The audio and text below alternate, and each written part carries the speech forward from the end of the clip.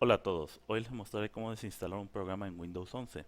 Primera manera, abre el menú de inicio y busca panel de control, selecciona programas y luego desinstalar un programa. Verás una lista de todos los programas instalados. Elige el que quieres desinstalar, haz clic en desinstalar y sigue las instrucciones. Segunda manera, abre el menú de inicio y selecciona todas las aplicaciones. Encuentra el programa que quieres desinstalar y haz clic derecho sobre él y selecciona desinstalar. Si no puedes desinstalarlo directamente, te llevará al panel de aplicaciones instaladas en configuración. Allí buscas el programa, haz clic en los tres puntos al lado del programa y selecciona desinstalar. Sigue las instrucciones para completar la desinstalación. Tercera manera, abre el menú de inicio y ve a configuración. Selecciona aplicaciones y luego aplicaciones instaladas. Busca el programa que quieras desinstalar y haz clic en los tres puntos al lado del programa y selecciona desinstalar.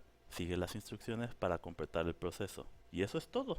Espero que este video les haya sido útil. Denle pulgar arriba, suscríbanse y nos vemos en el próximo video. Muchas gracias.